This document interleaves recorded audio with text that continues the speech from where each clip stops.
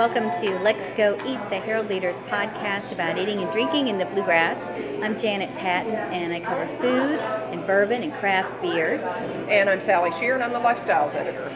We're here today at Doodles, which is on Limestone in downtown Lexington. And we're going to be talking to Chef Brian Alder about their new menu.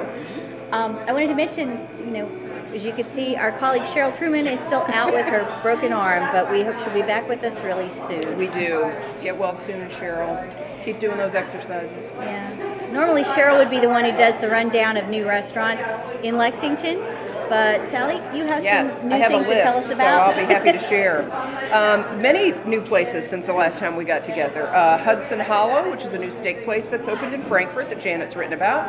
Pies and Pints, which is in the Square, otherwise known as Victorian Square, and those pies would be pizza pies. Yeah, I stopped in there, and they said they're doing a really brisk business after the Cats games, and they even stay open late to let people seat even after the game. So Fantastic. Check it out if you're downtown. We just got news recently that Mad Mushroom is opening a pizza place this coming week on South Broadway. And on Wednesday the 21st, they're having free cheese sticks for anybody who happens by.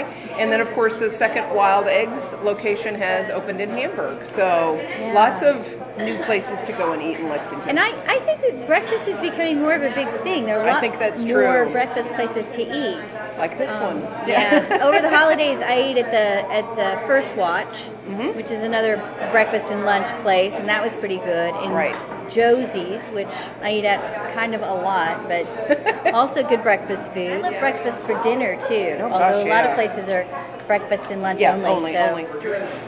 I'm here with Chef Brian Alder at Doodles, and you guys have a new menu, right? Well, we have a rotating menu, and what we've been doing is, every year people make New Year's resolutions, and a lot of times restaurants kind of are the thing that, if you eat out for lunch or whatever, restaurants become the sabotage, yes. So what we've done is we've made menu items that are more health inspired. We've tried to make them really flavorful, powerful dishes that people will really enjoy, but still, leaving off some of our secret ingredient, which is butter. Yeah. Lightening up a little bit, So what are some of the new things you're offering? One of the most popular ones has been our salad, which is a fat-free citrus vinaigrette, which has, normally vinaigrette is about 50 to 75% oil. And this one has no oil in it whatsoever. What about the veggie wrap? How is that? Is that pretty good?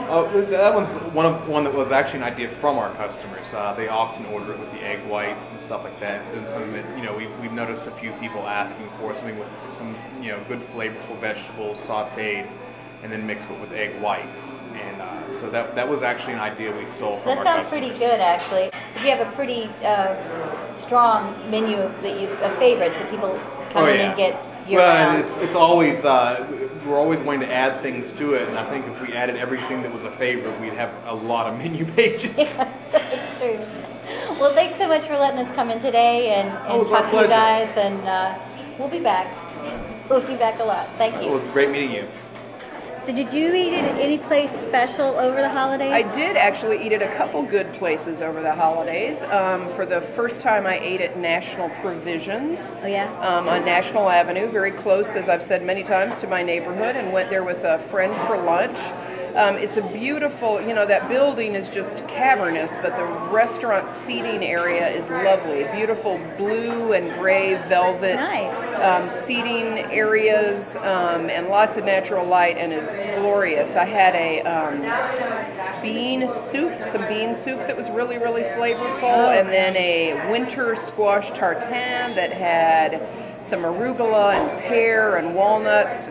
Quite tasty. We're going to have a review of that, aren't we? Yes, in Weekender this weekend. Yes. Yeah. Jackie Carfagno reviewed it for us, and she had a little bit of a mixed experience, but it's in Weekender, and we'll have it on LexGo.com and Kentucky.com, so you want to check it out. Over the holidays, I got hooked on a brand new show, brand new to me anyway. It's the Great British Baking Show. We have a story about it in the paper, and it has really set me off on a baking kick.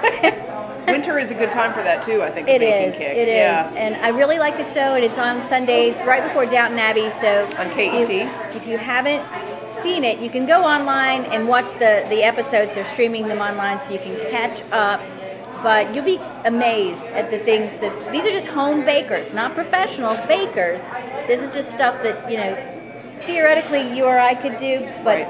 not And it's a really. baking competition, but nothing like something like, I don't know, Hell's Kitchen. No, it's really very nice. Everyone's very nice. Very British and very nice. It's fun to watch everybody sit and stare into their oven to It see how their item is doing It's so in the tense. oven. It's so tense, and you think of baking tense, but trust me. Yeah, it's a fun show.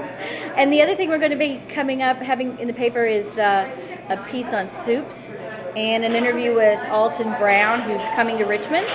So you want to check us out? Yes, Alton Brown coming to EKU and doing his cooking show there, and I think he had some interesting things to say. He's very into the science Yeah. of food, the chemistry of food, and Yeah, he's an has an interesting interesting person. approach. Yeah. Yeah. So check out everything on Kentucky.com, LexGo.com, and Let's Go Eat. Let's go eat.